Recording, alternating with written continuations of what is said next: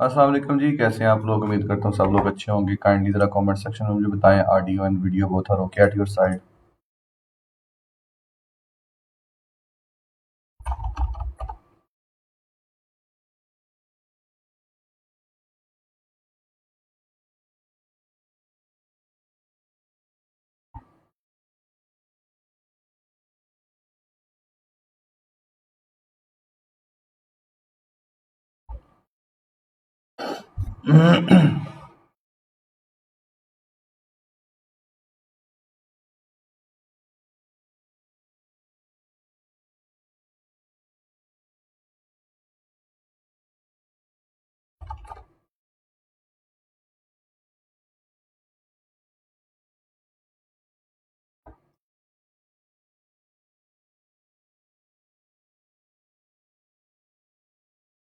अच्छा जी, चले गुड हो गया।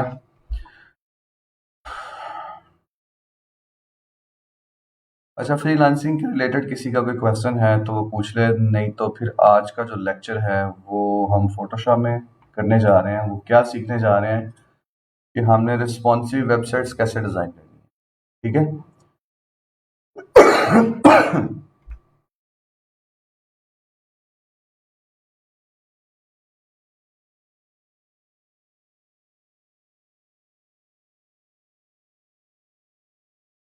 अच्छा जी, किरण पूछ रही हैं, sir I have a question regarding assignment brochure. Both side design करनी है या बस फ्रंट? आप सिर्फ फ्रंट ही कर लें, कोई मसला नहीं।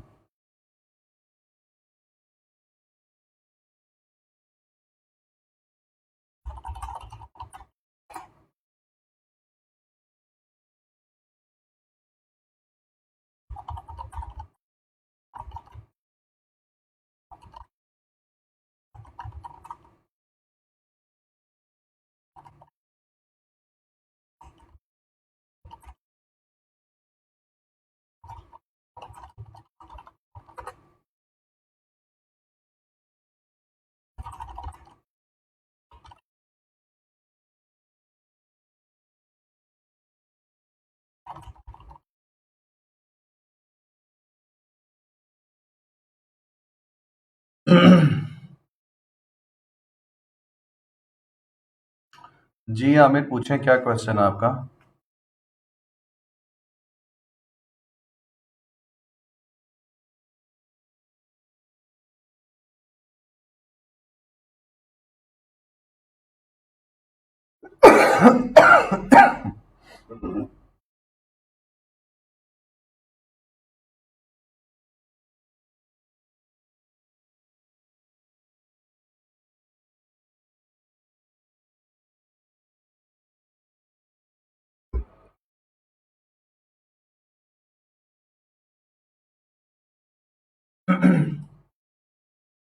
तो जी वेबसाइट को अ, हम इलस्ट्रेटर में बना सकते हैं, फोटोशॉप से क्यों? मीन जिसमें स्पीकर इलस्ट्रेटर में बना सकते हैं सर जी, जस्ट इंफॉर्मेशन के लिए पूछा। नहीं, इलस्ट्रेटर में नहीं बनाना, फोटोशॉप में बनाएंगे। Will never ever do any work for web. जो भी ऐसा मटेरियल, ऐसे एसेट्स जो कि हम वेबसाइट्स के लिए रेडी कर रहे होंगे, जैसे कि सोशल मीडिया पोस्ट आपकी हो गई, कोई सोशल मीडिया एडवर्टीजिंग इस एनी सॉर्ट ऑफ, ठीक है, जैसे कि फेसबुक हो गया आपका, ट्विटर हो गया, लिंक्डइन हो गया, यूट्यूब हो गया, ठीक है। इधर के किसी वेबसाइट के लिए भी अगर आप कोई कंटेंट रेडी कर रहे हो, even it's self website design कर रहे हो, ठीक है, तो वो सारा कुछ हम फोटोशॉप में करेंगे, नॉट इन इलस्ट्रेटर।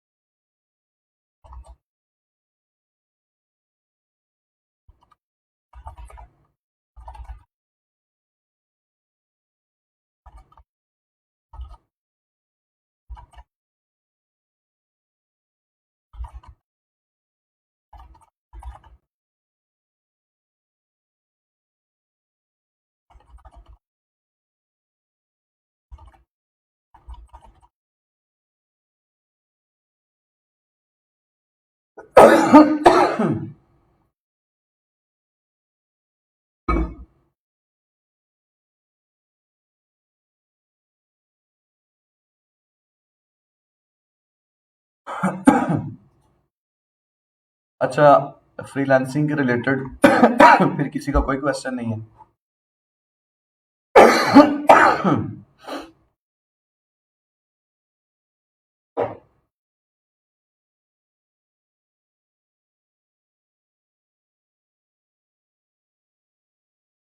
वालेकुम अस्सलाम।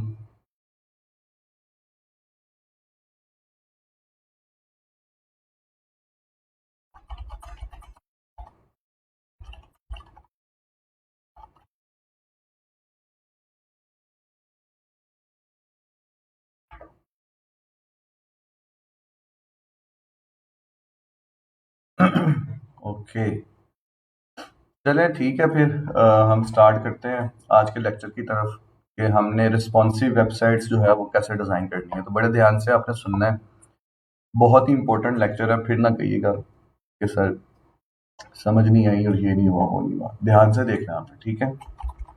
बूटस्ट्रैप, गूगल पे जाके मैंने जस्ट एक कीवर्ड रिसर्च उसकी सर्च में डाला है, दैट्स नेम इट्स बूटस्ट्रैप, ठीक है। इससे पहले मैं रिस्पॉन्सिवनेस, अच्छा मेरा इससे पहले आप लोगों से क्वेश्चन है, क्या आप में से ऑलरेडी कुछ लोगों को पता होगा, may be might be possible पता हो या नहीं पता, अगर नहीं भी पता तब भी, अगर पता तब भी, गूगल किए बगैर आपने गूगल नहीं करना जो मैं पूछने जा रहा हूँ, ठीक है। आपने जस्ट मुझे बताना है कि रिस्पॉन्सिवनेस होती क्या है, ठीक है। Just answer in the comment section, Google नहीं करना, बी ऑनेस्ट।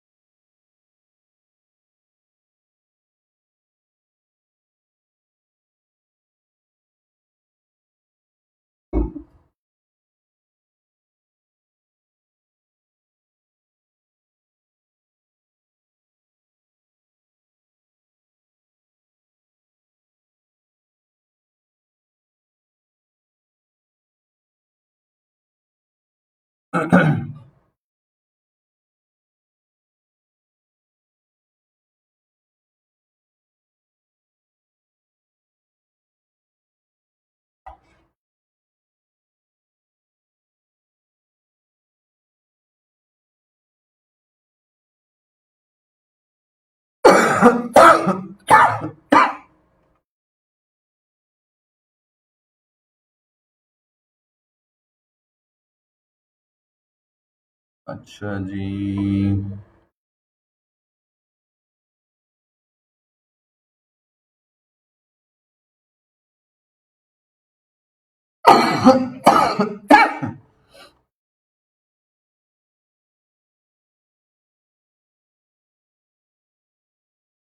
तो जो वेबसाइट सारे प्लेटफॉर्म और सारी स्क्रीन्स पर चले, उसकी डिमेंशन वगैरह ख़राब ना हो। उमर ने सही जवाब दिया। सर कितनी जल्दी पेज रिफ्रेश होता है? नहीं, इसका रिफ्रेश रेट से कोई ताल्लुक नहीं है। वेबसाइट के लिए सर जी पता नहीं। ओके सर, किसी भी बात का रिस्पॉन्स देना के मतलब कि कितनी जल्दी आप जवाब देते हैं। अच्छा, ये तो रिस्पॉन्सिव रिस्पॉन्सिव का वैसे मतलब हो गया ना कि रिस्पॉन्सिव होना क्या होता है, but I was asking about website के, वेबसाइट के साथ जब हम रिस्पॉन्सिव का वर्ड यूज करते हैं तो उसका क्या मतलब है। चलें कोई बात नहीं, इट्स ओके।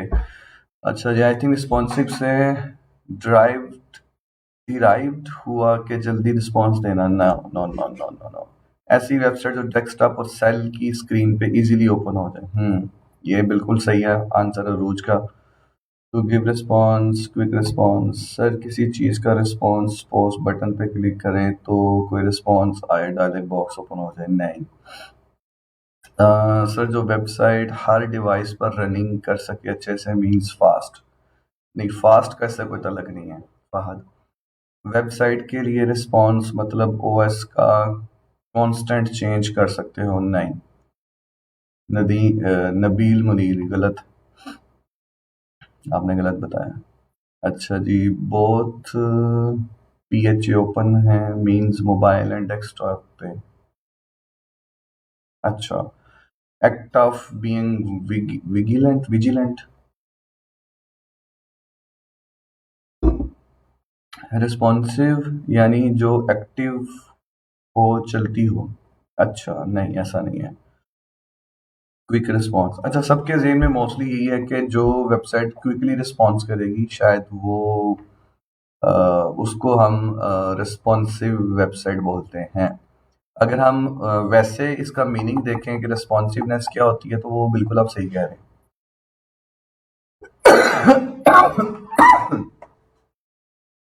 बट ऐसा नहीं है। सिंपल मीनिंग में तो रिस्पॉन्सिवनेस यही है जो आप बता रहे हो, ठीक है, रिस्पॉन्सिव होना, be proactive. But in the technical terms website design की जब बात करते हैं तो वहाँ पर रिस्पॉन्सिवनेस का मतलब ये है कि आपकी जो वेबसाइट है वो एनी पाम डिवाइस कंपैटिबल हो, ठीक है।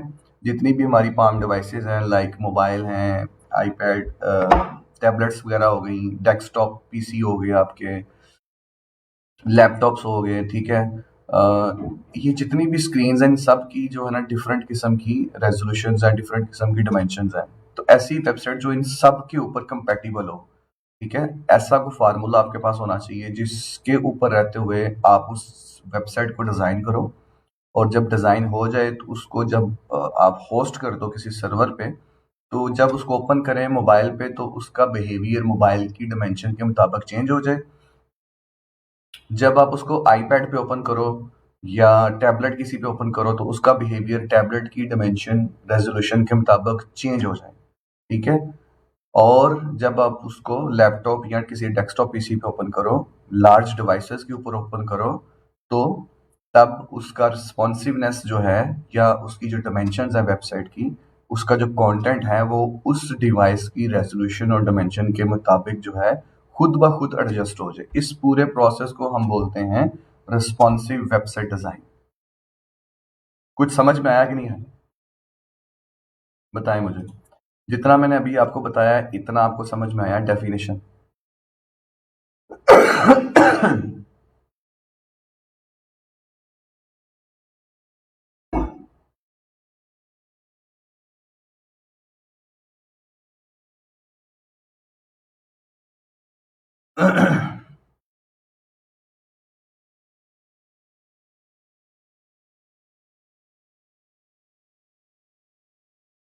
मेरा ख्याल है इससे आसान ज़बान में मैं डेफिनेशन नहीं समझा सकता आपको।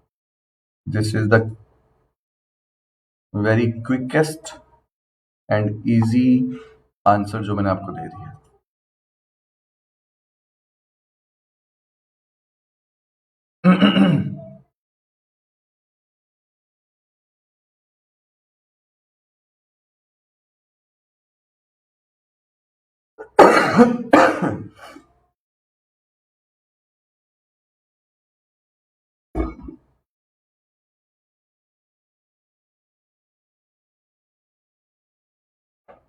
ओके, चलें, ग्रेट हो गया, सब कुछ समझ भी आ गया। अच्छा, अब इसकी मैं ना रियल एग्जांपल्स आपको दिखाता हूँ, ठीक है। ये ना एक गूगल पे जाके मैंने लिखा बूटस्ट्रैप। बूटस्ट्रैप जो है ना एक फ्रंट एंड फ्रेमवर्क है। ये जरा गौर करिएगा यहाँ पे।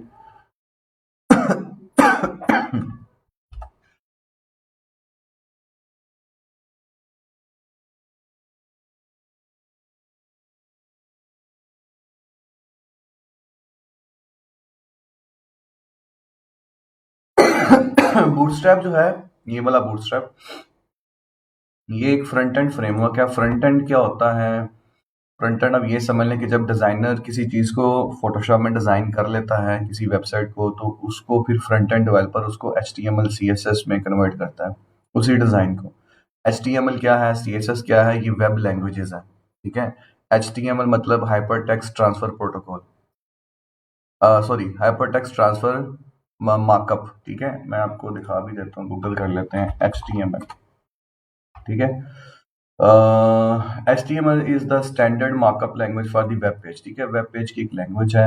अगर किसी ने सीखनी है तो W3 स्कूल से जाके सीख सकता है। अच्छा जी, ये देखें, हाइपर टेक्स्ट मार्कअप लैंग्वेज जो मैंने आपको बताया, hyper text markup language HTML। ठीक है, फिर इसी तरह हमारे पास वर्क करता है CSS। जैसे मैंने CSS का नाम लिया, तो CSS जो है ये भी एक समझ लें कि लैंग्वेज है वेब की, जिसके थ्रू हम वेबसाइट की जो जितने भी डिज़ाइन एलिमेंट्स हैं, उसकी जो फ्रंट एंड नीड्स हैं, उसके जो बेसिक फंक्शंस हैं, किसी चीज़ पे क्लिक करना, पॉपअप बॉक्स ओपन होना, या क्लिक करने पे ड्रॉप डाउन बॉक्स ओपन हो जाना, या इस तरह की बहुत सारी और चीज़ें हैं। कलर वगैरह हो गए, आपका स्ट्रक्चर हो गया, आपकी वेबसाइट का, इस सब को हम कंट्रोल कर रहे होते हैं CSS की हेल्प से। तो CSS भी एक प्रोग्रामिंग लैंग्वेज है, just like HTML। HTML and CSS दोनों के कम्बिनेशन से फिर साथ 2-3 लैंग्वेजेस और भी यहाँ पे ऐड हो जाती हैं, जैसे कि जावास्क्रिप्ट हो गई। ठीक है, अब आप बोलोगे सर PHP भी कोई लैंग्वेज होती है, वो बैकएंड के लिए, हम फ्रंट एंड की बात कर रहे हैं। ठीक है, फ्रंट एंड के लिए HTML, CSS, jQuery, AJAX वगैरह, जावास्क्रिप्ट वगैरह यूज होगा। ठीक है, और ये जो बूटस्ट्रैप है, इसके अंदर CSS भी है, HTML भी है, AJAX, जावा वगैरह सब कुछ इसके अंदर है। ये देखें, CSS, HTML, जावास्क्रिप्ट, सैस और लेस। सैस क्या है? ये CSS का एक फ्रेमवर्क है। ठीक है, इसी तरह लेस भी एक फ्रेमवर्क है। तो इन सब के कम्बिनेशन से ये एक पूरा फ्रंट एंड फ्रेमवर्क बिल्ड किया गया है, जिसकी मदद से हम किसी भी डिज़ाइन को, किसी भी वेबसाइट डिज़ाइन को हम रिस्पॉन्सिव बना सकते हैं। मैं CSS की बात कर रहा था, तो CSS stands for cascading style sheets. ये देखें, कैस्केडिंग स्टाइल शीट्स।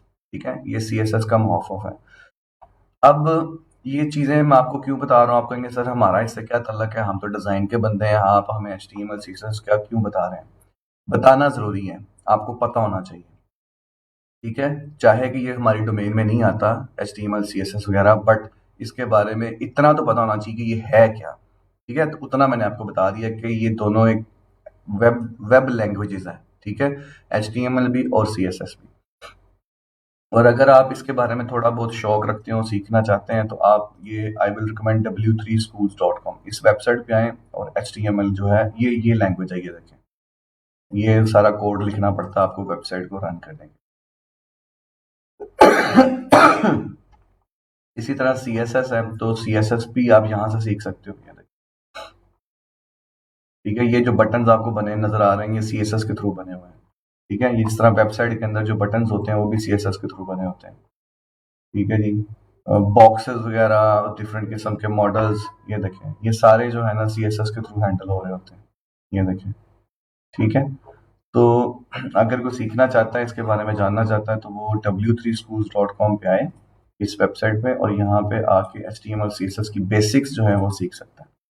ठीक है, अब हम दोबारा आते हैं बूटस्ट्रैप की तरफ। तो बूटस्ट्रैप क्या है? बूटस्ट्रैप HTML, CSS, जावास्क्रिप्ट वगैरह का एक कॉम्बिनेशन है। इन तीनों और सैस और लेस जो फ्रेमवर्क्स हैं, ठीक है, सैस और लेस को भी मैं ओपन कर लेता हूँ, इनको भी देख लेते हैं ये क्या आपको बताते हैं।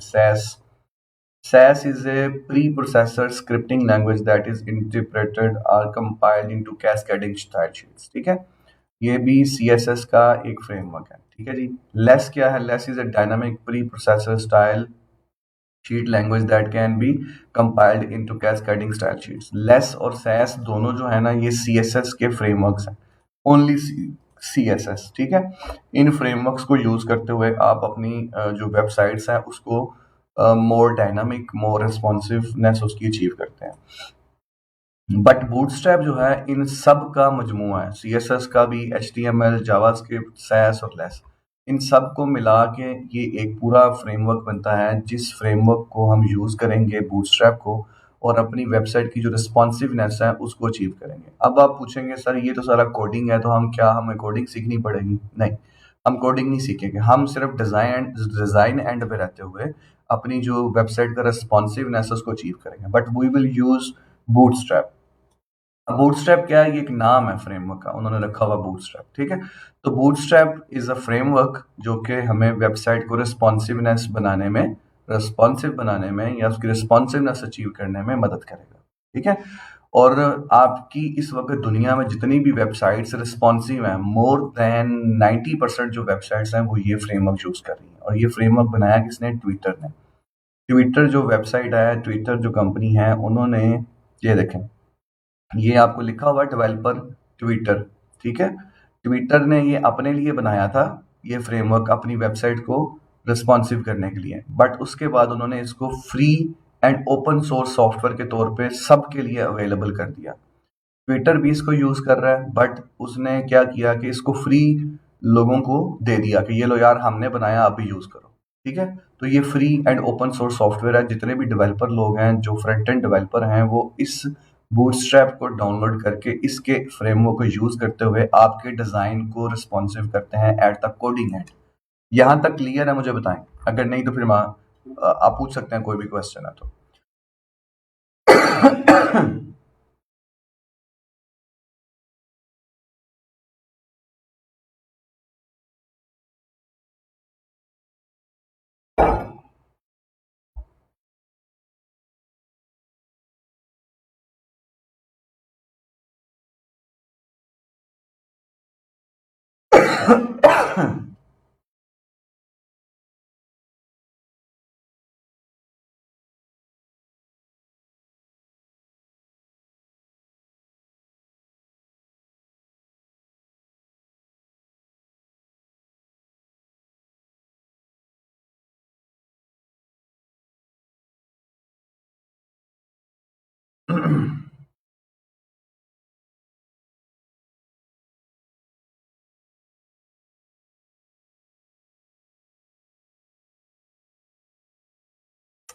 अच्छा जी, यस सर, क्लियर है, ओके। मैंने सीखा हुआ है ये, बट जब तक इसकी प्रैक्टिस करें तब तक आता है। ये फुल कोडिंग है। अच्छा सर, मैंने भी बेसिक कोर्स किया है HTML का, ओके। ऐसा क्लियर है सर। इसका मतलब कि इससे बूटस्ट्रैप बेसिकली हम वेबसाइट की फाउंडेशन तैयार करते हैं। हाँ, आप कह सकते हैं। मैं आपको बताता चलूँ यहाँ पे कि जैसे कि आपको पता है कि मैं डिज़ाइनर हूँ, ठीक है? I am a graphic designer, I am a web designer, I am a UX UI designer. अब आप पूछेंगे यूएक्स और यूआई क्या चीज़ है? यूएक्स मतलब यूज़र एक्सपीरियंस और यूआई मतलब यूज़र इंटरफेस डिज़ाइन करना, ठीक है? और मेरी जो कोर एक्सपर्टीज़ है दैट इज़, वैसे तो मैं सब कुछ कर लेता हूँ अल्हम्दुलिल्लाह, बट मैंने अपनी जो कोर एक्सपर्टीज़ हैं मेरी, वो यूज़र एक्सपीरियंस और यूज़र इंटरफेस डिज़ाइन में। तो इसका हरगिज़ मतलब नहीं कि मुझे ग्राफिक डिज़ाइन नहीं आता, मुझे आता, सब कुछ आता है। I can do any sort of web and print media work. But इसके साथ-साथ जब मैं जॉब कर रहा था, जब मेरा स्ट्रगलिंग पीरियड चल रहा था, ठीक है, मेरे प्रोफ़ेशन में, जब मैं प्रोफ़ेशनली अपने आप को तैयार कर रहा था, तो मैंने HTML भी सीखी, CSS भी सीखी, जावा भी सीखी, ठीक है, थोड़ा बहुत एजेक्स को यूज़ करना भी सीखा, ठीक है। तो मैं as a front end developer भी काम किया है। मैंने बहुत सारी वेबसाइट्स जो हैं खुद बिल्ड की हैं, खुद कोड की हैं बूटस्ट्रैप को यूज़ करते हुए, ठीक है। तो मैं फ्रंट एंड डेवलपर भी हूँ। लेकिन अब आप पूछोगे सर, आपने फ्रंट एंड डेवलपर क्यों बने? आपने क्यों सीखा? HTML क्यों सीखी? CSS क्यों सीखी? बूटस्ट्रैप क्यों सीखा? जावास्क्रिप्ट को क्यों पढ़ा? PHP क्यों सीखी? इसलिए सीखी कि क्योंकि मुझे तो अपनी कंपनी रन करनी थी, ठीक है? तो मैं, अगर मुझे पता नहीं होगा चीज़ों का, तो कोई भी मुझे चूना लगा के जा सकता है। ऐसे ही है ना? पाकिस्तानियों को तो आपको पता है। तो मुझे, जब आपको किसी भी इदारे को या किसी भी ऑर्गेनाइजेशन को या अ सेट ऑफ पीपल को, आपने नंबर ऑफ पीपल्स को करना होता है लीड, तो फिर आपको चीज़ों के बारे में नो होना ज़रूरी है। तो इसीलिए इसी बेस पे मैंने डिसीजन लिया था कि मैं आपको रिस्पॉन्सिव वेबसाइट डिज़ाइन करना तो सिखाऊंगा ही, बट इसके साथ साथ मैं आपको इन सब चीज़ों की नो हो भी दूंगा, ताकि आप लोगों को भी पता हो। कोई कल को आपसे पूछे कि यार ये HTML CSS आपको पता ही ना हो, आप कहेंगे ये कौन सी चीज़ें हैं, ये तो हमारे सर के ऊपर से गुजर रही हैं। तो ऐसा ना हो, ठीक है? तो आपको कम से कम चीज़ों का इल्म होना चाहिए कि HTML क्या है, CSS क्या है, जावास्क्रिप्ट क्या है। जावास्क्रिप्ट भी एक प्रोग्रामिंग लैंग्वेज है, ठीक है? एजेक्स क्या है, वो भी प्रोग्रामिंग लैंग्वेज है। अच्छा, अब इन सब के कॉम्बिनेशंस हैं। सैस क्या है? ये सीएसएस का एक फ्रेमवर्क है। लेस क्या है? सीएसएस का फ्रेमवर्क है। अब इन सब के कॉम्बिनेशन से बूटस्ट्रैप बना। बूटस्ट्रैप क्या है? एक फ्रंट एंड फ्रेमवर्क है जिसकी मदद से हम किसी भी डिजाइन को रिस्पॉन्सिव बना सकते हैं एट कोडिंग कोडिंग के एंड में, कोड करने के एंड में, ठीक है। अब बैकएंड डेवलपमेंट क्या होती है? दो तरह की वेबसाइट्स को मैनेज करने के लिए, डेवलप करने के लिए तीन फेजेस हैं। एक फेज है डिजाइन, जिसको हम सीखेंगे यूजिंग बूटस्ट्रैप। दूसरा फेज है उसकी फ्रंट एंड डेवलपमेंट, जिसको फ्रंट एंड डेवलपर करेगा, जो कि HTML CSS वगैरह इन फ्रेमवर्क्स बूटस्ट्रैप, लेस और सैस का एक्सपर्ट होगा, ठीक है। उसके बाद फ्रंट एंड रेडी हो गया, तीसरा स्टेप आ जाता है फिर बैक एंड, ठीक है, वो सबसे एंड पे होता है। तो बैकएंड जो है उसमें PHP डेटाबेस वगैरह इन्वॉल्व हो जाएगी या .NET वगैरह इन्वॉल्व हो जाएगी। ये भी बैकएंड लैंग्वेजेस हैं, backend programming languages for web pages. PHP हो गई, .NET हो गई, ठीक है। तो इन चीजों के बारे में कम से कम आपको पता हो, डेफिनेशंस आपको पता हो, आपको पता हो कि इनका रोल क्या है, ठीक है। तो फिर आप अगले की बात को समझ भी सकते हो। कल को आप डिजाइन बनाते हो कोई, लेट्स सपोज किसी क्लाइंट के लिए, तो होगा क्या कि आपको इन चीजों का पता ही नहीं होगा, तो क्लाइंट आपको बोलेगा यार ये क्या बना के दे दिया, ये तो गलत है। जब आपको पता होगा ना, लेट्स सपोज कि यार ये किस बेस पे कह रहा है ये गलत है, आप उससे रीजन पूछोगे, आपको ये इन सारी चीजों कहेगा, अच्छा जी ये HTML में बन नहीं रही वेबसाइट, क्योंकि भाई तुम्हारे डेवलपर को नहीं बनानी आ रही, मैंने तो बूटस्ट्रैप का जो रूल्स हैं उसके मुताबिक ही मैंने वेबसाइट को डिजाइन किया रिस्पॉन्सिव, ठीक है। तो जब आपको चीजों को पता होगा कि यार ये ना मेरे साथ दो नंबरी कर रहा बंदा, चाहे वो आपका कोई लोकल हो या इंटरनेशनल क्लाइंट हो, ठीक है। तो जस्ट इस पर्सपेक्टिव में मैं सारी चीजें आपको कन्वे कर रहा हूँ कि कम से कम आपको चीजों का पता होना चाहिए, ठीक है।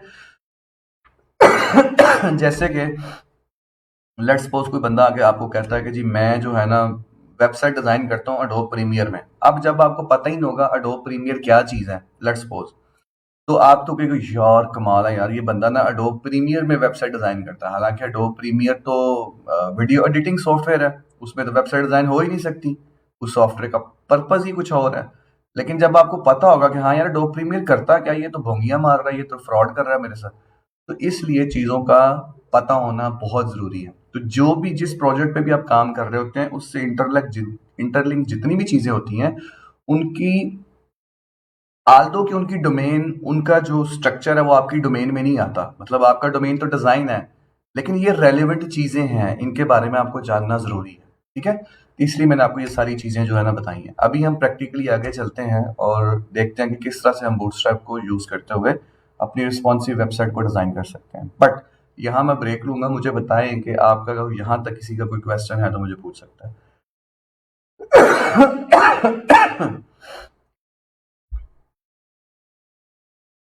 अच्छा जी, सना कह रही है सर मैंने वर्डप्रेस का कोर्स किया था, ये फोटोशॉप में डिज़ाइन का नहीं पता। तो प्लीज़ UI UX का भी थोड़ा डिटेल से बताइएगा अगर टाइम बचा तो। श्योर। वो मैंने कभी ये यूज़ नहीं किया, just note pad plus plus और ड्रीमवेवर 5 साल पहले। अच्छा, तो बिल्कुल सही बात की है आपने, हम सबको क्यूरोसिटी होनी चाहिए हर चीज़ सीखने की। ओके।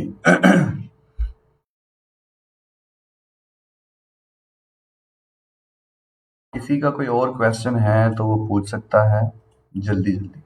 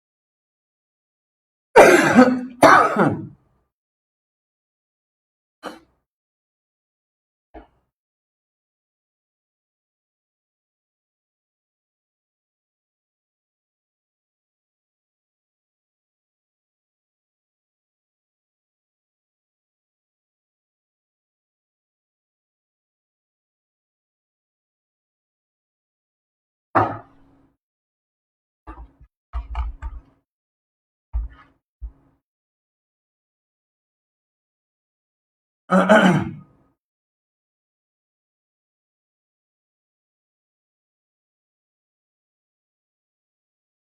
जी, ऑल क्लियर है। ओके, गुड हो गया। अच्छा, अब हमने बूटस्ट्रैप को कैसे यूज करना है? तो पहले बूटस्ट्रैप को यूज करने से पहले हमें बूटस्ट्रैप को समझना है।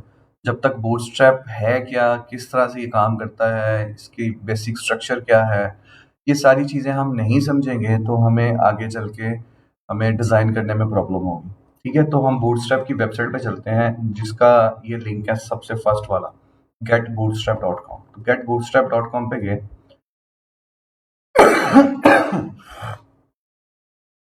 अच्छा, अब डेवलपर क्या करेगा? ये देखिए क्या लिखा हुआ, build fast responsive sites with bootstrap. ठीक है, टाइटल भी इसका यही है। अच्छा, आगे देखिए, quickly design and customise responsive mobile first sites with Bootstrap. The world's most popular front end open source tool kit. ठीक है, वर्ल्ड्स मोस्ट पॉपुलर, मैंने आपको जैसे बताया ना, मोर देन 90% वेबसाइट जो हैं आजकल तो बनती ही रिस्पॉन्सिव हैं। लेकिन जितनी भी रिस्पॉन्सिव वेबसाइट्स हैं, लेट्स सपोज पूरी दुनिया में अगर 100 वेबसाइट्स है तो 90 वेबसाइट जो हैं अराउंड, वो बूटस्ट्रैप पे बिल्ड हुई होंगी।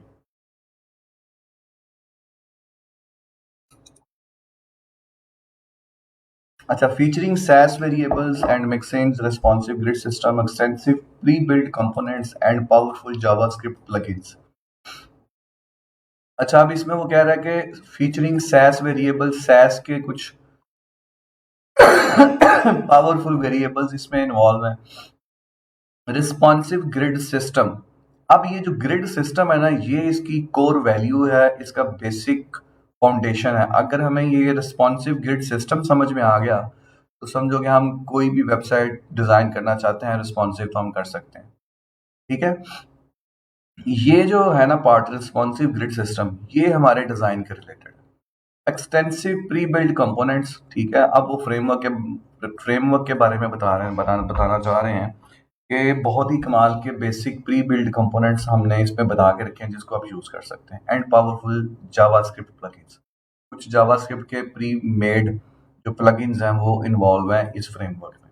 लेकिन हमारा ना जावास्क्रिप्ट से तल्लक है, ना प्री बिल्ड कंपोनेंट से, ना सैस वेरिएबल से, हमारा तल्लक है सिर्फ ये जो पार्ट है ना, रिस्पॉन्सिव ग्रिड सिस्टम। इसको हमने समझना है एज ए डिजाइनर, बस एज ए डिजाइनर हमारा यहां तक तल्लक है। इसके अलावा क्या हो रहा है इसमें, कौन से जावास्क्रिप्ट के कंपोनेंट है, कौन से सैस के हैं, हमें उससे कोई गर्ज नहीं।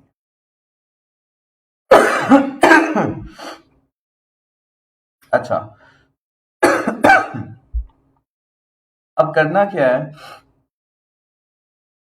अच्छा, इनको करने से पहले ना हम एग्जांपल्स कुछ देख लेते हैं। रिस्पॉन्सिव वेबसाइट्स होती किस तरह की हैं, उसकी रियल टाइम पे जो एग्जांपल्स हैं ना उनको देखते हैं। ठीक है, तो ये हमारे पास कुछ बने बनाए थीम्स, कुछ वेबसाइट्स हैं जो कि बूटस्ट्रैप के थ्रू बनी हैं, तो उनको हम विजिट करते हैं कि ये किस तरह से रिस्पॉन्सिव है। ठीक है।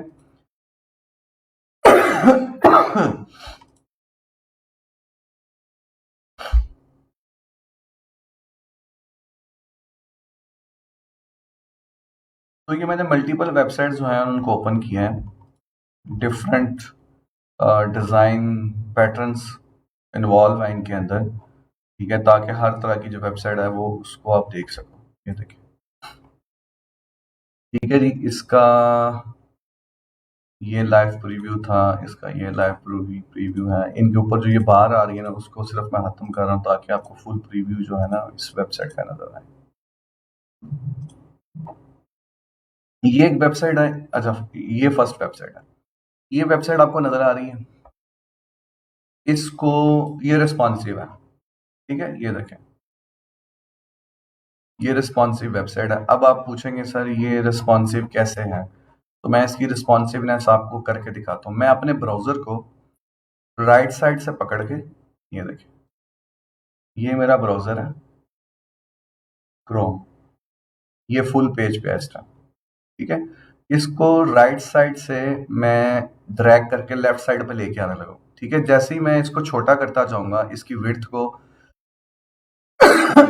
आपने गौर करना है कि ये जो डिजाइन है ना सारा, ये चेंज होता जाएगा। जैसे जैसे इसकी विड्थ कम होती जाएगी, वेबसाइट का डिज़ाइन भी चेंज होता जाएगा। चेंज मतलब कि according to that width, according to that dimensions, according to that resolution, ये सारी चीज़ें खुद ब खुद एडजस्ट होती जाएंगी। ये देखिए, ये मैं करता जा रहा हूँ। ये देखिए, यहाँ तक तो सेम है। अब यहाँ से ये देखो डिज़ाइन ब्रेक हो गया। आप गौर करिएगा, यहाँ पे ना चीज़ें बड़ी बड़ी आपको नज़र आ रही हैं। ठीक है, यहाँ से थोड़ा मैं नीचे आया, ये देखें डिज़ाइन चेंज हो गया। डिज़ाइन चेंज होने का मतलब कि चीज़ें थोड़ी स्मॉल लेवल पे चली गई हैं। अब मैं और आगे चलता हूँ। ये एक ब्रेक पॉइंट था। ये देखिए, यहाँ पे एक रो में 3 इमेज आ रहे हैं। ठीक है, अब जैसे ही मैं थोड़ा और इसको छोटा करूंगा तो एक रो में 2 इमेज हो जाएंगे। ये देखिए, ठीक है, बिहेवियर चेंज हो गया, स्ट्रक्चर चेंज हो रहा है। ये देखिए, और ऊपर मेन्यू पे भी गौर करिए। यहाँ पे आपको मेन्यू नजर आ रहा है, home, projects, pages, contact, purchase. जैसे ही इसकी विड्थ को मैं थोड़ा छोटा करूंगा, ऊपर वाला मेन्यू गायब हो जाएगा। गायब नहीं हुआ, वो है वहीं पे, लेकिन इसके अंडर चला गया। परचेज का बटन वहीं पे है। अगर मैं इस पे क्लिक करूं तो सारा मेन्यू मुझे नजर आ जाएगा। ठीक है, ड्रॉप डाउन में डाल दिया। पहले वो हॉरिजेंटली आपको अवेलेबल था, लेकिन जैसे ही मैंने उसकी थोड़ी सी विड्थ छोटी की तो उसको, उसने इस मेन्यू को, क्योंकि यहाँ जगह नहीं थी, उसने इसको निकाल के इस क्लिक के अंदर डाल दिया। और यहाँ पे भी अगर आप देखो तो दो, पहले 3 आ रहे थे, अब 2 आ रहे हैं। ठीक है, तो पूरी वेबसाइट जो है ना आपकी, उसके मुताबिक स्ट्रक्चर हो रही है। अब मैं इसको थोड़ा और छोटा करता हूँ। ये देखिए, अब 2 हो गए। ये देखिए, पहले 3 आ रहे थे, अब 2 हो गए, क्योंकि जगह नहीं रही। अब और छोटा करते हैं। ये देखिए, तो ये आपकी तकरीबन समझ लें कि ये जो इस वक्त रेजोल्यूशन है ना, ये मोबाइल की रेजोल्यूशन है। ठीक है, ये मोबाइल पे इस तरह की वेबसाइट आपको नजर आएगी। ये देखें, यहाँ पे 3-3 आ रहे थे लार्ज पे, फिर 2-2 थे। ठीक है, अब 1 बाई 1 आ रहे हैं। देखिए, ठीक है, सारे 1 बाई 1 पे शिफ्ट हो गए। जो स्मॉल इमेजेस हैं वो जरा 2-2 आ रहे हैं। ये देखिए, जो लार्ज है वो 1-1 आ रहे हैं। ठीक है, ये देखिए, सारा स्ट्रक्चर वेबसाइट का चेंज हो गया। अब जैसे ही इसको मैं फुल पे करूंगा तो उसका स्ट्रक्चर देखो फुल पे चेंज हो गया। ये देखिए,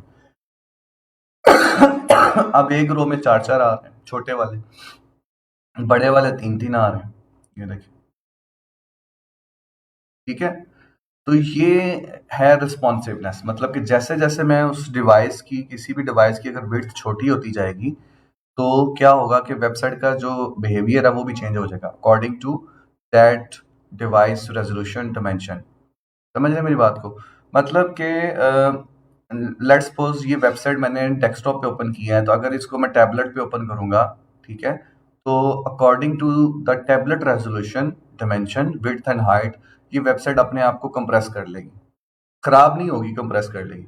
जब हम मोबाइल पे शिफ्ट होंगे तो ये और अपने आप को चेंज कर लेगी। ठीक है, अच्छा, अब ये एक एग्जांपल है। दूसरी एग्जांपल ये देखिए, ये डिजाइन डिफरेंट है। ये डिजाइन डिफरेंट आपको नजर आ रहा है। ये देखिए, हर वेबसाइट का डिजाइन डिफरेंट होगा यहाँ पे।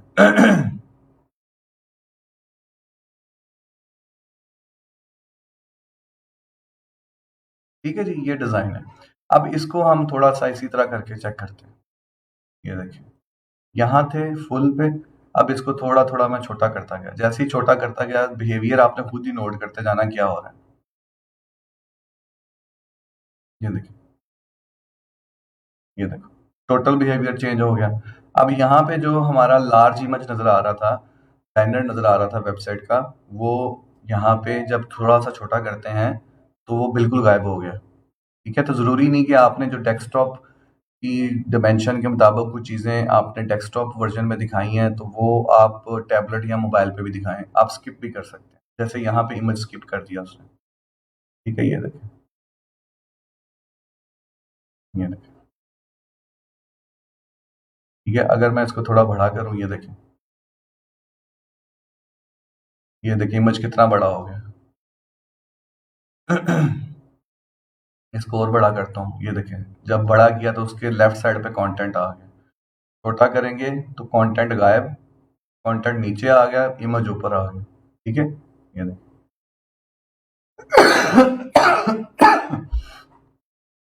तो इस चीज को हम बोलते हैं रिस्पॉन्सिवनेस। लेकिन ये फुटर चेक करें, फुटर जब बिल्कुल बड़े लेवल पे होगा, फुल रेजोल्यूशन पे, तो ये बिल्कुल हॉरिजेंटली डिस्प्ले हो रहा होगा। ये देखिए, ठीक है, जब हम उसको मोबाइल पे लेके जाते हैं ये भी स्प्लिट हो जाता है। ये देखें, स्प्लिट होके 2 रोज में आ गया, पहले 4 रोज में था। ये देखिए 5 में 1 2 3 4 5 5 कॉलम्स में था।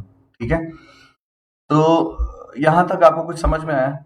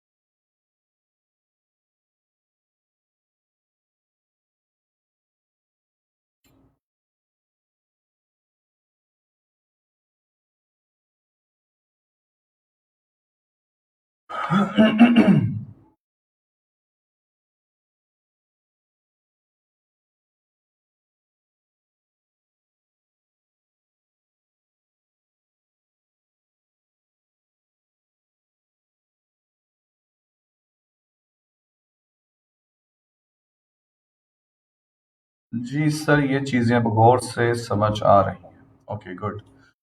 अच्छा, एक और एग्जांपल क्विकली देख लेते हैं। ये देखें, जब लार्ज पे थी तो क्या बिहेवियर है, जब छोटी होती गई तो बिहेवियर कैसे चेंज होता गया, ये देखें। ठीक है, इस तरह आप किसी भी वेबसाइट को करके देख सकते हैं। But I am going to tell you another way of इस चीज को चेक करने के लिए। वो क्या करना है कि आपने राइट क्लिक करना है अपने ब्राउजर पे जिस पे आपने वेबसाइट ओपन की हुई है। जैसे कि ये वेबसाइट ओपन है तो यहाँ पे हमने राइट क्लिक किया और इंस्पेक्ट पे क्लिक कर दिया। ये जो नीचे राइट क्लिक करने पे ये जो आपके पास ऑप्शन आती है ना, इसमें सबसे नीचे यह है इंस्पेक्ट। ठीक है, इंस्पेक्ट पे क्लिक किया। इंस्पेक्ट पे क्लिक करेंगे तो नीचे आपके पास ना काफी एक कोडिंग वाला एरिया जो है ना इसका ओपन हो जाएगा, जिसके अंदर आपको कोड नजर आ रहा होगा। ठीक है। तो अब आपको मैं ना ऑफिशियली जो हमारे पास चैनल्स हैं, टूल्स हैं जिनको हम यूज करके किसी भी वेबसाइट की रिस्पॉन्सिवनेस को टेस्ट करते हैं, वो बताने लगा हूं। ठीक है, वो जो अभी ब्राउजर को छोटा करके मैं आपको दिखा रहा था ना, वो मैनुअल तरीका है। बट जो स्टैंडर्ड तरीका है जिसकी मदद से हम कर सकते हैं, वो मैं आपको बताने लगा। आपने चले जाना है यहाँ पे टॉगल डिवाइस पे। ठीक है, जैसे टॉगल डिवाइस पे मैंने इस आइकन के ऊपर क्लिक किया, आपने देखा कि वेबसाइट जो है उसका बिहेवियर चेंज हो गया। इसके ऊपर दोबारा क्लिक कर रहा हूँ, ये फुल पेज पे अभी वेबसाइट, ये देखें। जैसे ही मैं इस आइकन के ऊपर क्लिक करूंगा, जिस ये जो आइकन है जिसके ऊपर मोबाइल और टैबलेट बनी हुई है, ठीक है, इसके ऊपर क्लिक करूंगा तो वेबसाइट छोटी होके मोबाइल पे शिफ्ट हो जाएगी, ये देखें। ठीक है, अब ये जो ऑप्शन है ना आपके पास आईफोन 6 7 8 प्लस, यहाँ पे हमारे पास सारे ऑप्शन अवेलेबल हैं जिनको हम यूज करके डिफरेंट डिवाइसेस पे इस वेबसाइट की रिस्पॉन्सिवनेस क्या है वो हम चेक करेंगे। ठीक है, क्लिक किया, ये देखो, ये हमारे पास सारी बिल्ट इन जो इस टाइम मार्केट में मोस्ट यूज्ड होने वाले डिवाइसेस हैं वो ये हैं। ठीक है, इनमें सबसे पहले मैं चेक करना चाहूंगा कि जी आईपैड प्रो पे ये वेबसाइट कैसी दिखती है। ठीक है, आईपैड प्रो पे क्लिक किया तो वेबसाइट कुछ ऐसे दिखेगी। यहाँ पे हम 100% पे इसको क्लिक करते हैं, कुछ ऐसे दिखेगी। ठीक है, ये हमें बता रहा है कि अगर आईपैड प्रो पे अगर आप इसको ओपन करोगे तो ये ऐसे दिखेगी। अच्छा ओके, फिर मैं चाहता हूँ आईफोन एक्स पे कैसे खुलेगी। आईफोन एक्स पे क्लिक किया, यहाँ पे व्यू आपने 100% लेना है। ठीक है, आईफोन एक्स पे इस तरह दिखेगी। इसी तरह यहाँ पे आईफोन 6 7 8 पे कैसे दिखेगी। क्लिक किया, आपको उसने बता दिया कि ये इस तरह से इसका बिहेवियर होगा, ये देखो। ठीक है, फिर उसके बाद गैलेक्सी S5 पे सैमसंग किस तरह से दिखेगी ये वेबसाइट, उसका 100% ये मैंने आपको दिखा दिया। ठीक है, तो ये ऑफिशियल चैनल है इस किसी भी वेबसाइट को टेस्ट करने का। मोटो G4 कोई है, उसके ऊपर कैसे दिखेगी। ठीक है, तो तकरीबन जो डिवाइसेस यहाँ पे, लेकिन आप खुद से यहाँ पे डिवाइसेस ऐड भी कर सकते हैं। मेरे हाथ से एडिट पे गए, हाँ ये देखें, ये डिवाइसेस आ रही हैं आपके पास नीचे। यहाँ पे आप कौन सी डिवाइस ऐड करना चाहते हो यहाँ से ऐड भी कर सकते हो, ठीक है। ये और डिवाइसेस भी हमारे पास हैं जी। लैपटॉप्स, लैपटॉप विद टच इसको कर लेते हैं, laptop with MDPI screen, laptop with HIDP I screen है, फिर उसके बाद किंडल है, गैलेक्सी, ब्लैकबेरी, ठीक है। और कस्टम भी ऐड कर सकते हैं, ठीक है। ऐड कस्टम डिवाइस, अगर कोई कस्टम डिवाइस आप ऐड करना चाहते हो कोई रेजोल्यूशन, तो वो भी आप ऐड कर सकते हैं, ठीक है। यहाँ पे फिलहाल इसको मैं इतना ही करके इसको बंद कर रहा हूँ डिवाइसेस को, ठीक है।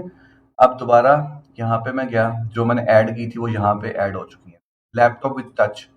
तो लैपटॉप विद टच पे अगर आप जाओगे तो आपको ये वेबसाइट कुछ इस तरह से दिखेगी, जितने भी वो लैपटॉप जो टच स्क्रीन वाले हैं, ठीक है। फिर लैपटॉप विद MDPI स्क्रीन, उसके ऊपर कैसे दिखेगी ये भी स्क्रीन की कोई टाइप है। HIDPI स्क्रीन कौन सी होती है, उसके ऊपर कैसे दिखेगा, तो ये आपको वो बिहेवियर दिखा रहा है, ठीक है। अगर मैं इस आइकन के ऊपर आके दोबारा क्लिक कर दूं, ये वाला, तो ये फुल 100% पे चली जाएगी। ये देखें फुल 100% पे चलेगी। यहाँ से इसको मैंने क्लोज कर दिया। कोई समझ में आया कि नहीं आया? ये वाला पार्ट आपको समझ में आया?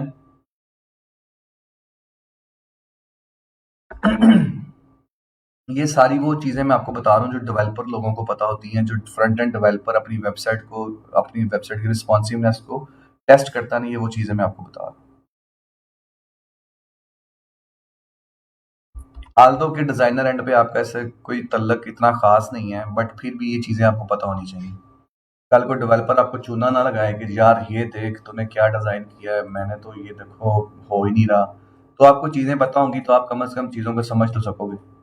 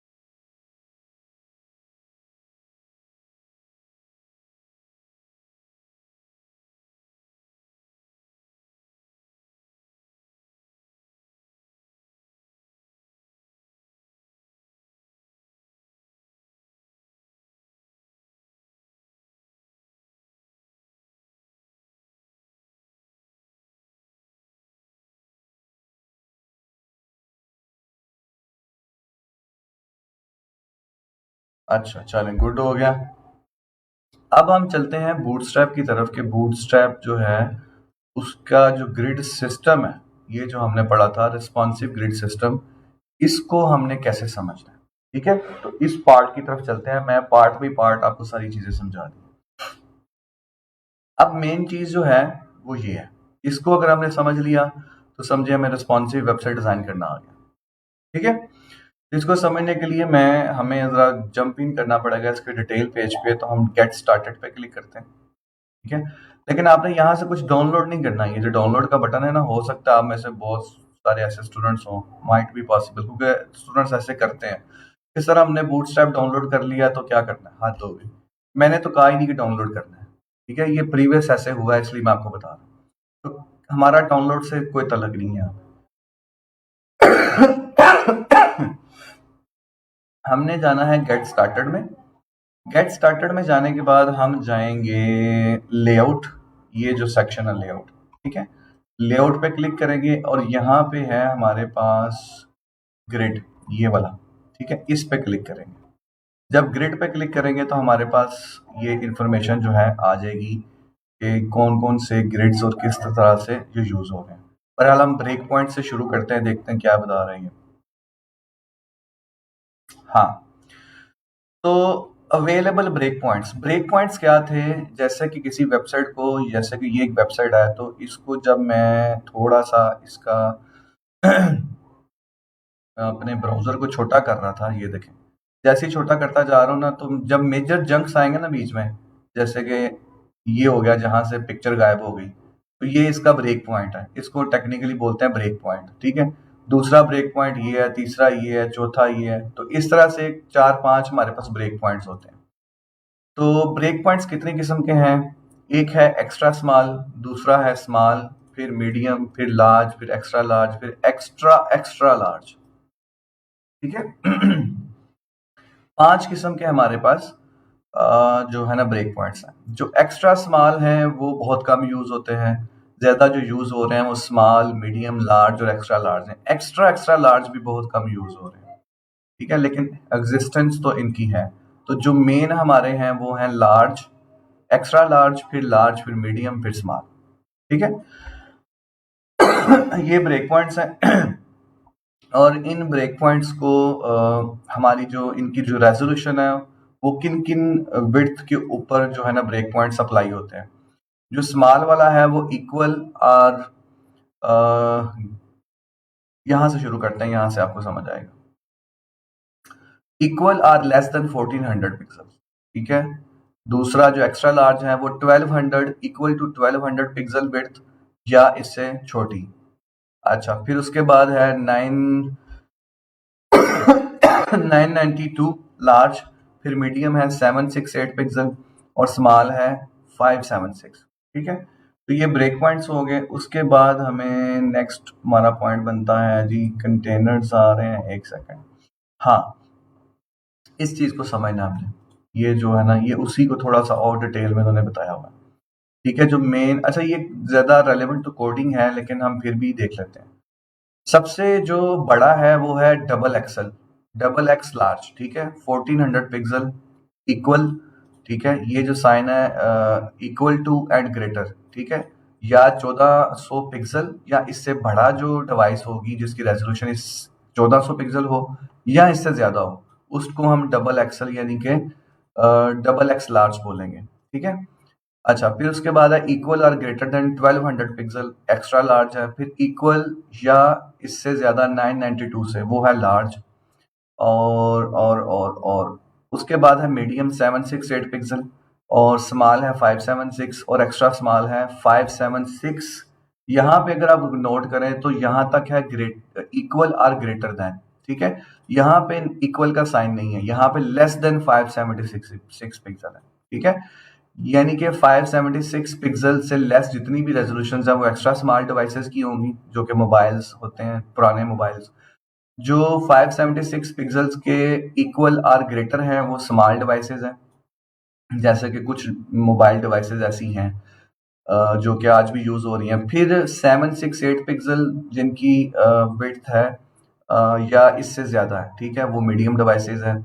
वो हमारी टैबलेट्स आ सकती हैं, ठीक है, जितनी भी टैबलेट डिवाइसेस हैं, ठीक है। उसके बाद है 992 पिक्सल, इक्वल या 992 से ज्यादा, ग्रेटर, ठीक है।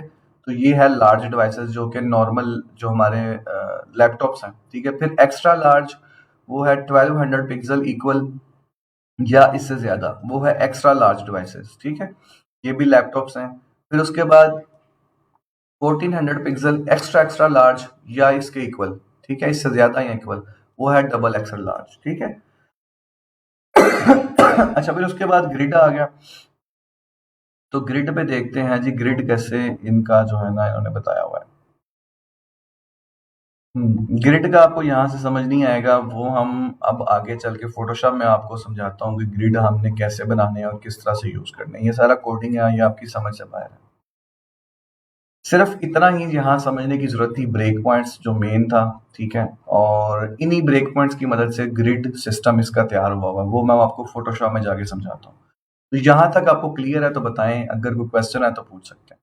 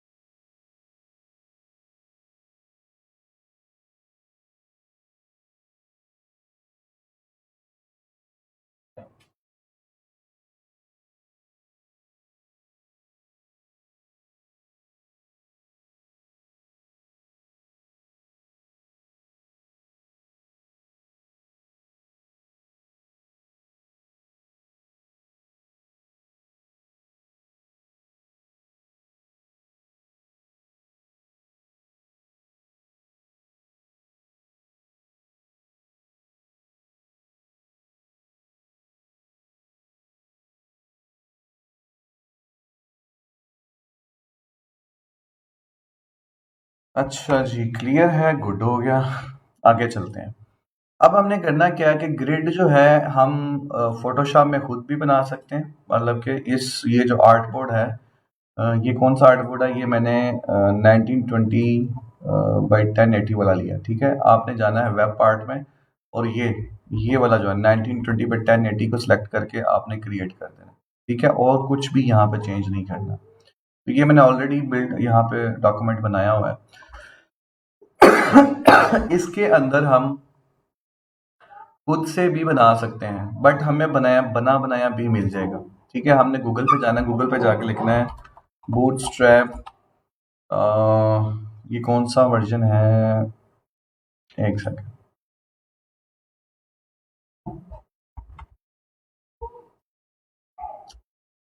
बूटस्ट्रैप करंटली 5.0 बीटा वर्जन चल रहा है। अच्छा, इससे पहले 4 चल रहा होगा।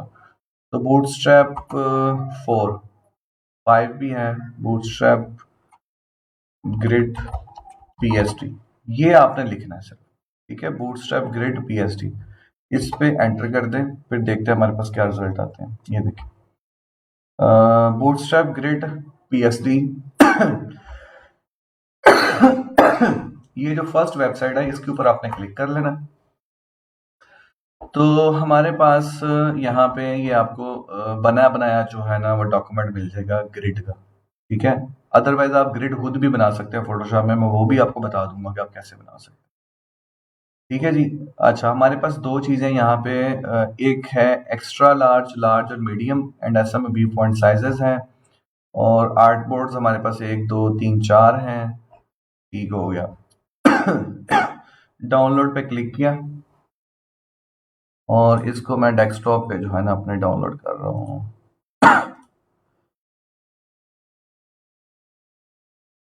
ये डाउनलोड हो गया, डेस्कटॉप पे गए।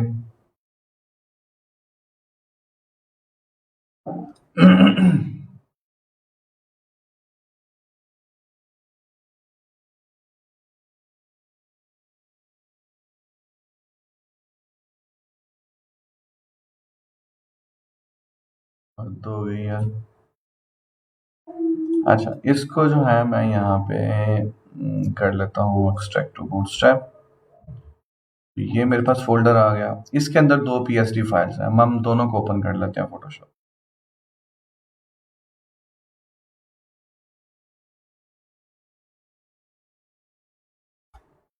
ये दोनों PSD मेरे पास ओपन हो गई हैं। एक है बूटस्ट्रैप वर्जन 4 ग्रिड आर्टबोर्ड्स और दूसरा है bootstrap version 4 grid extra large compatible. ठीक है, दो हैं, एक में सिर्फ एक ही आर्टबोर्ड है, दूसरे में हमारे पास 4 आर्टबोर्ड है।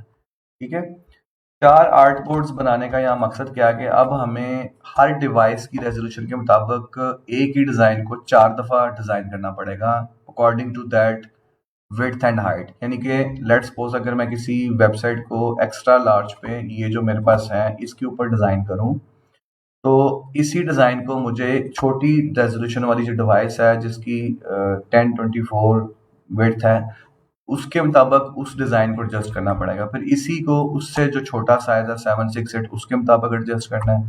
फिर उसी डिज़ाइन को उससे जो छोटा साइज है उसके मुताबिक एडजस्ट करना है। ठीक है।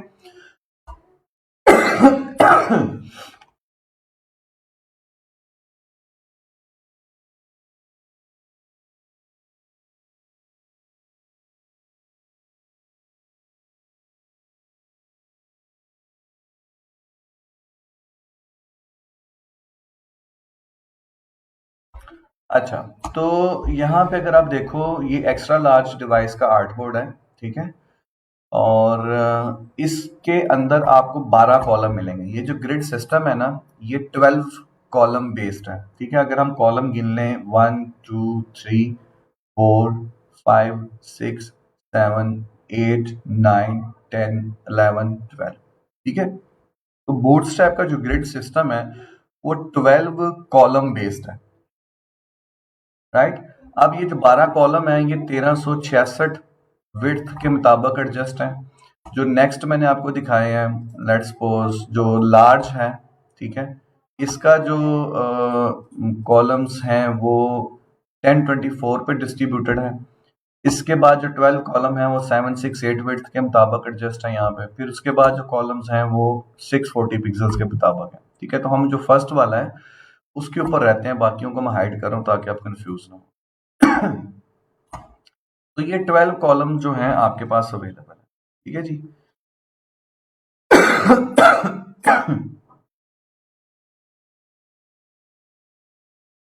अच्छा, अब इन 12 कॉलम्स के दरमियान में भी कुछ जगह खाली है। ठीक है, अगर आप गौर करें तो हर कॉलम के बाद कोई ग्रे स्पेस है, ये भी ग्रे, ये ग्रे, तो यहाँ तक जो है ना, यहाँ तक हर दो कॉलम्स के दरमियान में ये ग्रे स्पेस थोड़ी सी छोड़ी हुई है। ठीक है, और जो फर्स्ट और लास्ट कॉलम है उसके राइट लेफ्ट पे भी थोड़ी सी जगह छोड़ी हुई है। तो ये हमें कैलकुलेट करनी है कितनी कितनी है। ठीक है, तो इसको हम देखते हैं कि जो फर्स्ट कॉलम है उसकी लेफ्ट साइड पे 15 पिक्सल का मार्जिन छोड़ा हुआ है। ठीक है, फिर उसके बाद जो फर्स्ट कॉलम के बाद दूसरा कॉलम है, दो कॉलम्स के दरमियान में कितना फासला है जी, 30 पिक्सल। ये हमेशा जो लास्ट वन है उस तक ये 30 पिक्सल ही रहेगा, ये देखें। ठीक है, 30 पिक्सल आ गया। देन अगर यहाँ पे इसको मैं नोट डाउन करूँ तो ये भी तकरीबन 30 पिक्सल है। ठीक है, ये देखें 30 पिक्सल। तो ये सारे यहाँ तक 30 पिक्सल है। जो लास्ट वाला कॉलम है ना वो भी 15 पिक्सल का होगा, क्योंकि फर्स्ट वाला भी 15 पिक्सल था। तो ये 15 पिक्सल फर्स्ट कॉलम के लेफ्ट पे छोड़ दिया, ये वाला, और 15 पिक्सल राइट कॉलम, एंड वाला जो कॉलम है उसके राइट साइड पे छोड़ दिया। 30 पिक्सल ये हो गए, और 30 पिक्सल हर दो कॉलम के दरमियान में हो गए। तो कितने कॉलम है ये हमारे बन गए, 1 2 3 4 5 6 7 8 9 10 11। कैलकुलेटर ओपन कर लेते हैं।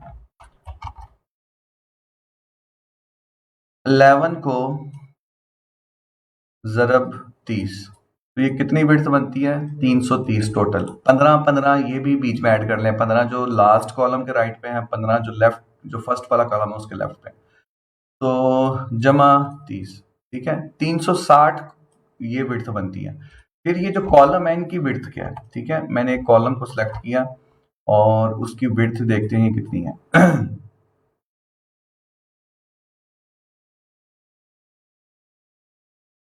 यहाँ पे नहीं शो कर रहा, इसको हम खुद से जो है वो मैनुअली चेक कर लेते हैं कितनी बनती है। तो ये है जी 65 पिक्सल, विड्थ 65 पिक्सल है। अगर मैं दूसरे कॉलम की चेक करूं तो इसकी भी 65 पिक्सल होगी। तो हर कॉलम की जो विड्थ है वो 65 पिक्सल है। ठीक है जी। तो हमारे पास कितने कॉलम हैं, ये बनी थी 360। ठीक है, उसके बाद हमारे पास 65 ज़रब 12। ठीक है जी, 780 जमा 360 था मेरे ख्याल से, 1140। ठीक है, तो जो हमारा कवर्ड एरिया है वो 1140 पिक्सल है। यानी कि अगर मैं यहां से लेके यहाँ तक टोटल विड्थ तो देखूं तो ये देखिए 1140 ही बन रही है। ठीक है, तो जो हमारा जिस विड्थ के अंदर, इस कंटेनर के अंदर, यानी कि ये जो फर्स्ट कॉलम है यहाँ से लेके यहाँ तक जितना एरिया ना, इसके अंदर हमारी वेबसाइट का कंटेंट आएगा, इससे बाहर नहीं जाएगा। इसका मतलब ये ग्रिड लगाने का मकसद ये है कि हमारी वेबसाइट का जितना कंटेंट होगा, जितनी भी चीजें हमने डिजाइन करनी है, जितने भी एलिमेंट्स होंगे, जितने भी ऑब्जेक्ट्स होंगे, वो इन 12 कॉलम्स के अंदर ही रहेंगे, इससे बाहर नहीं जाएंगे। बाहर मतलब यहाँ पे नहीं जाएंगे, इस साइड पे नहीं डिजाइन एक्सपैंड होगा, इनके अंदर ही वो एग्जिस्ट करेगा। ठीक है, यहां तक समझ आया कि नहीं आया, बताएं मुझे।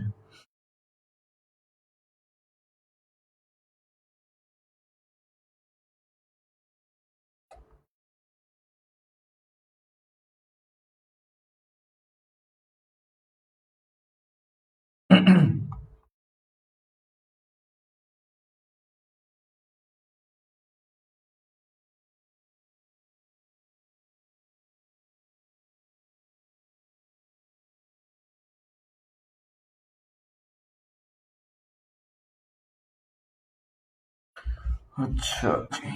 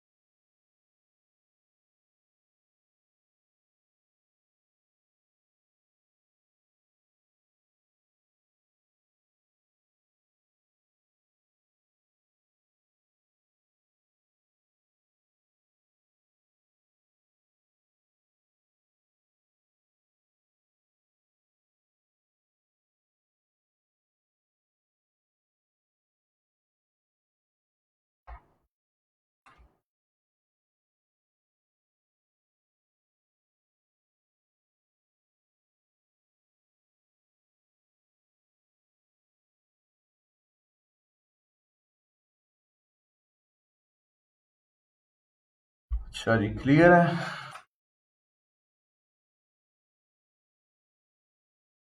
शम्मा पूछ रहे हैं जी, इनका पर्पस क्या है, मतलब इन कॉलम्स का पर्पस क्या है। इन कॉलम्स को लगाने का मकसद ये है कि हमने जितना भी डिजाइन बनाना है इन कॉलम्स के अंदर बनाना है, बाहर नहीं जाना, और अपनी चीजों की अलाइनमेंट इन कॉलम्स की मदद से हम कर सकते हैं। ठीक है।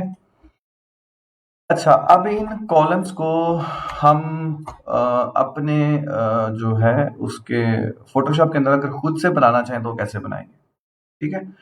तो हमारा जो कवर्ड एरिया है, हम बूटस्ट्रैप में चलते हैं। किधर गया बूटस्ट्रैप? ग्रिड्स।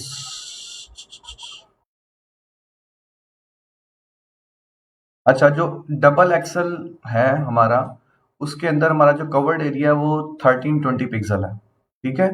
और जो हमारा एक्स्ट्रा लार्ज था, जो कि अभी हम देख रहे थे, वो 1200 पिक्सल है, लेकिन जो कवर्ड एरिया 1140 है। जैसे कि यहाँ पे मैंने आपको इसकी डिमेंशन करके दिखाई और सारा काउंट करके बताया कि कितना कितना जो है ना इनका बनना है, तो वो 1140 ही बनता है। ठीक है, ये देखें टोटल। तो यहाँ पे भी वो यही बता रहा है कि जो एक्स्ट्रा लार्ज है वो 1140 कवर्ड एरिया है। अच्छा, उसके बाद हमारा जो कवर्ड एरिया है वो 1320 पिक्सल है, एक्स डबल एक्सएल लार्ज। तो 1320 वाले को मैं आपको फोटोशॉप में खुद ये ग्रिड आपने कैसे बनाने हैं ये मैं आपको बता देता हूँ। ठीक है, हमने कंट्रोल न्यू किया, वेब में गए, हमारा जो कवर्ड एरिया है विड्थ वो 1320 है, हाइट हम ले लेते हैं 1000 पिक्सल। हाइट का कोई मसला नहीं है, हाइट कम भी हो सकती है, ज्यादा भी हो सकती है, it depends on your website content. जितना कंटेंट ज्यादा होगा हाइट बढ़ती जाएगी, कंटेंट कम होगा हाइट कम हो जाएगी। ठीक है, कुछ भी चेंज नहीं करना, क्रिएट। तो ये मेरे पास जो है ना वो आ गया। ठीक है, कैनवस। अब इसके अंदर हम खुद से वो कैसे बनाएंगे। हमने जाना है व्यू में, व्यू में जाने के बाद यहाँ पे आ रहा है न्यू गाइड लेआउट, इसके ऊपर क्लिक करें। ठीक है, ये देखें, ये बनाया बनाया जो मैंने ऑलरेडी सेट किया हुआ था उसने वो मुझे बना के दे दिया, but we don't mean it कि हमने ये करना है।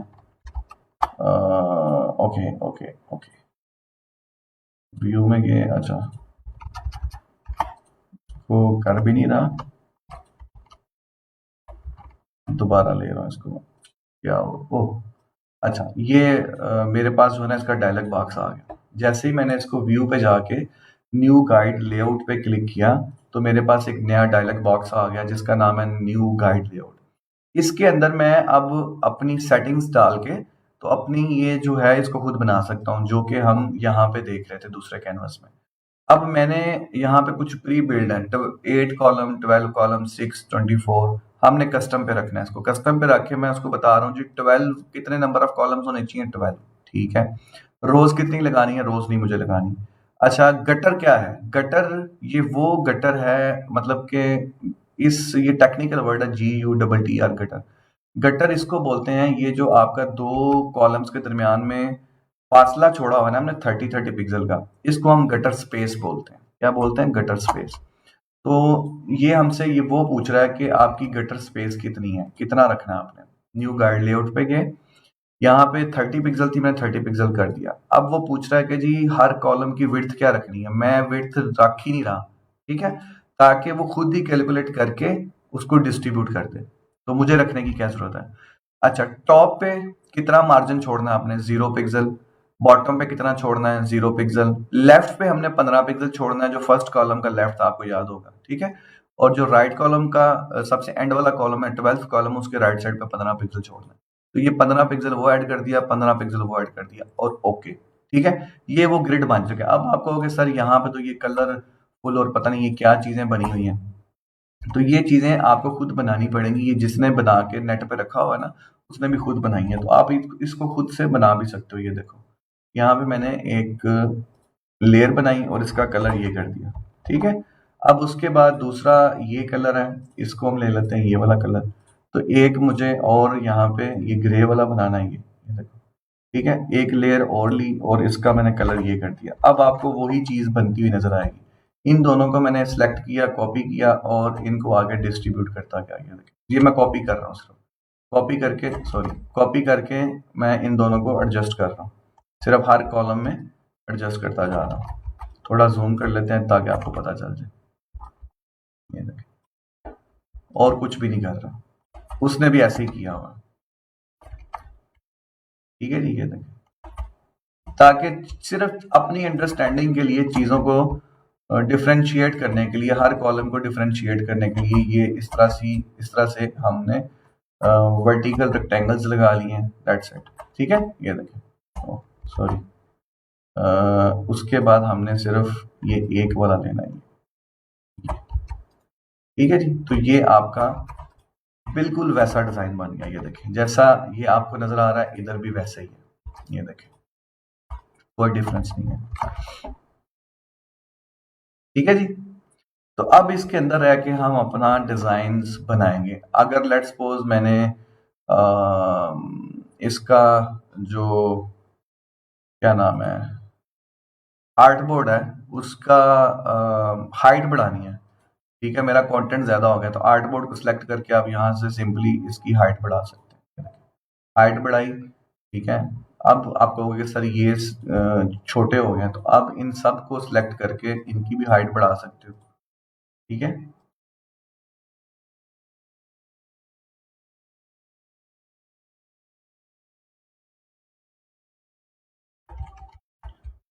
ये देखिए,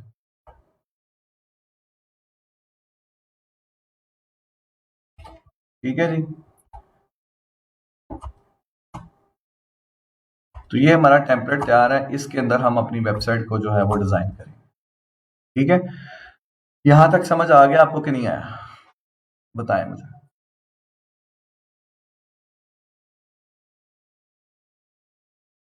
नहीं, विड्थ 1400 नहीं होगी। इसका जो कवर्ड एरिया है वो हमें बूटस्ट्रैप ने बताया हुआ है 1320, वो हम रखेंगे।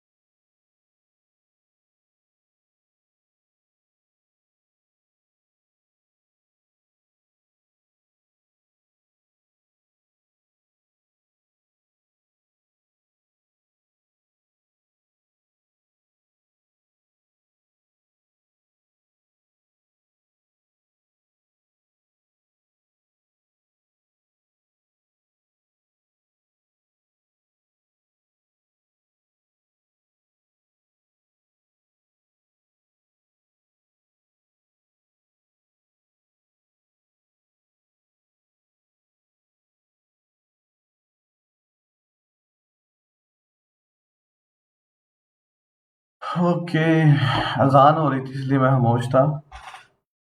ओके जी, क्लियरली अंडरस्टैंड, गुड। अच्छा सर जी, मोबाइल ऐप डिजाइन भी ऐसे ही होगी?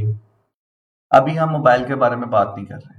ठीक है, we will set number of column according to content और it's standard for this web size. क्या इस तरह से हाइट बढ़ाने से ब्लर नहीं होगा? भाई हमने कैनवस की हाइट बढ़ाई है, कंटेंट की हाइट तो नहीं बढ़ाई ना, जो ब्लर होगा। तो आज का सेशन यहीं पे ख़त्म। इंशाल्लाह मंडे को अब नेक्स्ट यहीं से शुरू करेंगे कि हमने अब वेबसाइट को डिज़ाइन करना कैसे है। लेकिन जो बेसिक स्ट्रक्चर था, बूटस्ट्रैप क्या है, एचटीएमएल क्या है, सीएसएस क्या है, लेस क्या है, सैस क्या है, ग्रिड सिस्टम क्या है, ब्रेक पॉइंट्स क्या है, ये सारी चीज़ें मैंने आपको कन्वे कर दी।